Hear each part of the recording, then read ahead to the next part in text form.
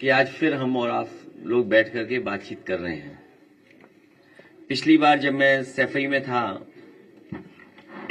और उस दिन हम लोगों ने तय किया था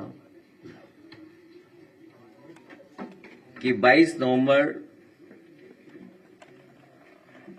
2026 को आज ही के दिन अगले वर्ष नेताजी का जो सैफई में मेमोरियल बन रहा है, जब पूरा बन जाएगा तो उसका उसी दिन उद्घाटन करेंगे हम लोग। आज फिर मैं बात आज उनके जन्मदिन पे जब हम सब समाजवादी लोग याद कर रहे हैं कि 22 नवंबर 2026 को नेताजी का मेमोरियल का हम लोग उद्घाटन करेंगे, उसी में कार्यक्रम हमारा बड़ा होगा। आज जब नेताजी को हम लोगों ने याद करते समय लॉ यूनिवर्सिटी जो नेताजी ने कभी बनाई थी,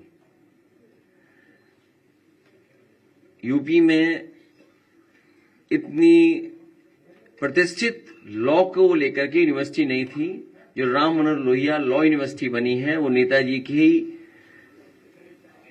बनाई हुई है।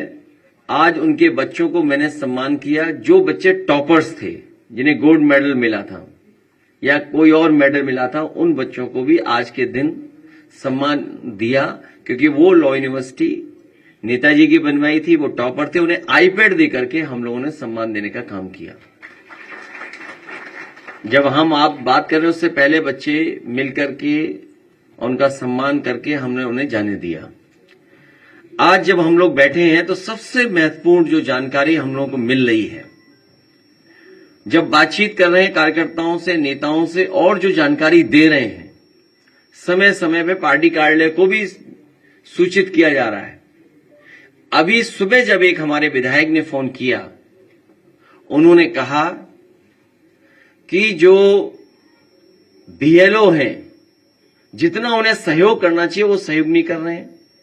एक जगह वो बैठ जाते हैं, उसके बाद वो उन्हें ढूंढिए आप लोग, तब मिलेंगे, नहीं मिलेंगे।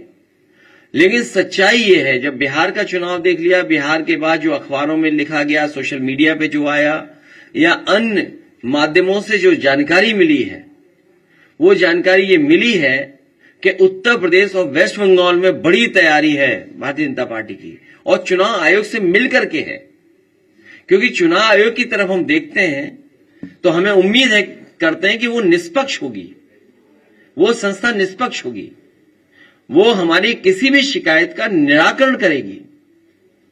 लेकिन सुनने में आ रहा है कि 2024 की हार के बाद सबसे ज्यादा भारतीय जनता पार्टी और चुनाव आयोग फोकस कर रहा है वेस्ट बंगाल पर और उत्तर प्रदेश पर, अन्य स्टेटों पे भी जहां पर बीजेपी की सरकार नहीं है, उदाहरण के लिए तमिलनाडु जहां चुनाव आने वाला है। लेकिन सबसे ज्यादा फोकस, सबसे ज्यादा टारगेट और टारगेटेड जो चीजें हो रही हैं वो उत्तर प्रदेश और वेस्ट बंगाल में हो रही हैं, जहां पर चुनाव आयोग से हमें उम्मीद थी। अगर आपको याद हो पत्रकार साथियों, कोई चीज ऐसी नहीं जो हम लोग कह रहे हो आउट ऑफ वे जाके कह रहे हो। जब बाई इलेक्शन हुआ तो हम लोगों ने चुनाव आयोग का रोल देखा है। बाई इलेक्शन उत्तर प्रदेश के जब हुए, रामपुर का पार्लियामेंट इलेक्शन हुआ, उस समय हम लोगों ने रोल इलेक्शन कमीशन का देखा है। तमाम शिकायतें की गई, लेकिन उन शिकायतों पर कोई कार्रवाई नहीं हुई। उसके बाद जब एसआईआर की बात आई तो उस समय हम लोगों ने वो सूची दी थी जिसमें 2022 में से पहले जिनका वोट था और 2022 में वोट नहीं डाल पाए थे, ऐसे बड़े पैमाने पर मतदाता जिनका नाम इधर उधर करके डिलीट कर दिया था जानबूझ करके, और जिसके कारण समाजवादी सरकार नहीं बन पाई 2022 में। हम लोगों ने आरोप लगाया था और एफिडेविट भी दिए थे इलेक्शन कमीशन में। उस समय आपको याद होगा कई जिलाधिकारियों ने कुछ बातें कही, लेकिन जब पलट करके हम लोगों ने उनसे वो बातें तर्क रखे तो उनके पास भी कोई जवाब नहीं था। इसलिए जो तैयारी है, सबसे महत्वपूर्ण बात यह है कि भारतीय जनता पार्टी, उनकी सरकार, उनके अधिकारी और चुनाव आयोग मिलकर के ये तैयारी कर रहे हैं कि 2024 में जिन विधानसभाओं में समाजवादी पार्टी जीती है, इंडिया गठबंधन जीता है, उन विधानसभाओं में 50,000 से ज्यादा वोट काट दिया जाए एसआईआर के बहाने। यही यूपी में हो रहा है, यही वेस्ट बंगाल में तैयारी चल रही है। तो इसलिए हम लोग सावधान हैं। हम पॉलिटिकल लेवल पर, अपनी पार्टी के स्तर पर सभी कार्यकर्ताओं को आपके माध्यम से, अपने संगठन के लोगों को आपके माध्यम से ये अपील भी करते हैं कि पूरी जिम्मेदारी के साथ ये अपनी वोटर लिस्ट ठीक करें। जो वोट है, जो बनना चाहिए वो बनवाएं, बीएलओ से मिलकर के करें, और जहां कहीं नाकामी या जिस तरह की शिकायत मिले वो पार्टी कार्यालय तक जरूर पहुंचें। इधर जो शिकायतें मिली हैं, हम बड़े पैमाने पर शिकायतें हैं, मैं श्रीवास्तव जी जो ऑफिस में देख रहे हैं, मैं उनसे कहूंगा कि वो जरूर ब्रीफ करें। उससे पहले कोई एक अधिकारी है एसडीएम, उनकी रिकॉर्डिंग भी हमारे पास, वही है रिकॉर्डिंग एसडीएम साहब वाली, एक एसडीएम साहब की रिकॉर्डिंग है। देखिए क्या कह रहे हैं, मतलब किस लेवल पे तैयारी है कन्नौज में। कन्नौज तो वो रहा है ना, हमारी राजधानी, देश की राजधानी रही है कन्नौज। सम्राट हर्षवर्धन महादानी, जिन्होंने कुंभ को आयोजन का शुरू किया था, तो जो सम्राट हर्षवर्धन की प्रतिमा हटा सकते हैं कुंभ स्थान से, वो बोट क्यों नहीं हटाएंगे? वो बोट हटाने में लगे हुए हैं, और कन्नौज भी टारगेट में आ गया है।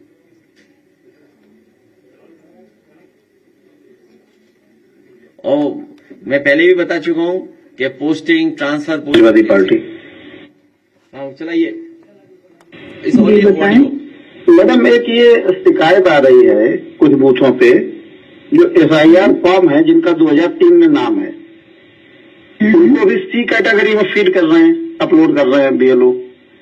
जो जी इसके लिए हम एक्चुअली एक मीटिंग भी करना चाह रहे थे जी ऑफिस में। इसमें दरअसल बात ये है, अगर आपके हो कोई और कार्यकर्ता वगैरह तो उनको बोलिएगा, उनको भी अगर ये डाउट हो तो ऑफिस में आके मिल लें, इलेक्शन ऑफिस में। इसमें दरअसल बात ये है कि जो मैपिंग होती है ना, मैपिंग जी 2003 और 2025 की, ये 2 इलेक्टोरल रोल्स है जी, एक 3 का एक 25 का जी। अब चुनाव आयोग की तरफ से कुछ जिले ऐसे हैं, 18 जिले, जिनकी 2003 और 2025 की मतदाता सूची की मैपिंग ऐप के ऊपर, जो कि चुनाव आयोग ने बनाई है, उसमें नहीं हुई है। ठीक है। हमारा जनपद उन 18 जनपदों में से एक है जी।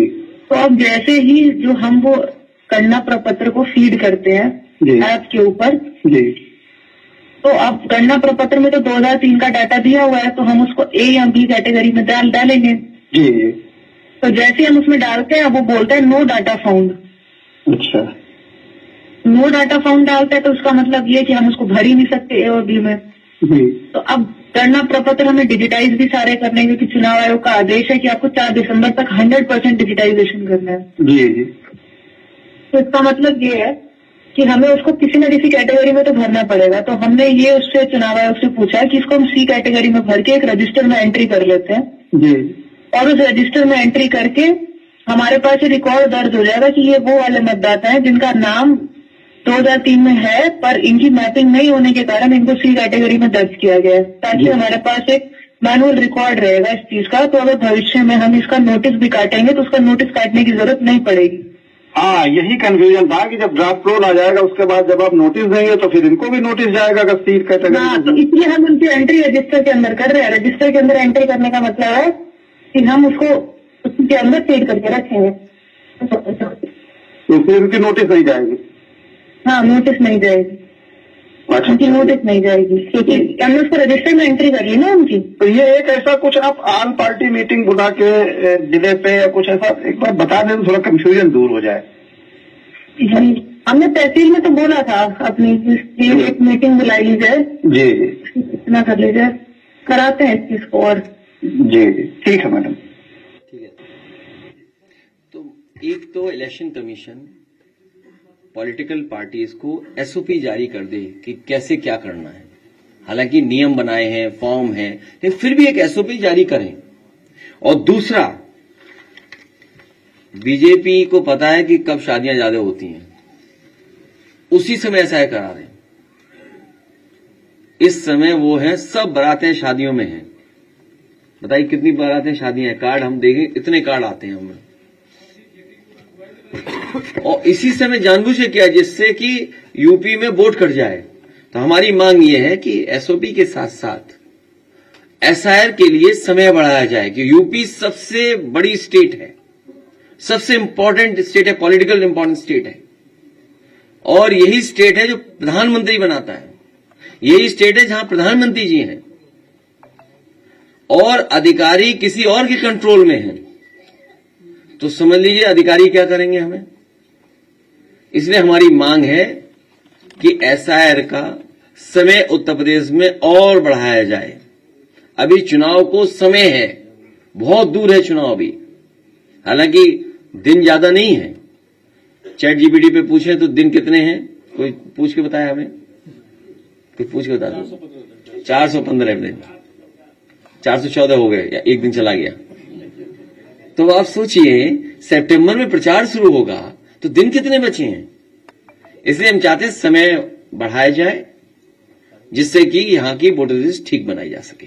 और ये जो साजिश है कि हर विधानसभा में उत्तर प्रदेश में, वेस्ट बंगाल में 50,000 से ज्यादा वोट काटे जाए, इस साजिश को नाकाम करने के लिए समाजवादी पार्टी और हम सब लोग तैयार हैं और मेहनत करेंगे। और हमें उम्मीद है कि प्रेस के लोग भी हमारा सहयोग करेंगे।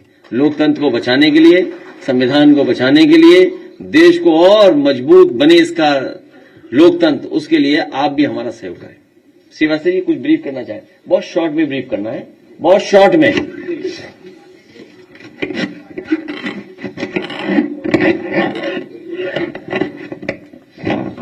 जो पॉलिटिकल वर्क है ना, अपना लिख के दे दोगे तो हम समाधान कर सकते हैं। माननीय राष्ट्रीय अध्यक्ष जी, इलेक्शन कमीशन ऑफ इंडिया ने 27 अक्टूबर 2025 को एसआईआर की घोषणा की थी और 4 नवंबर से एसआईआर शुरू हुआ है।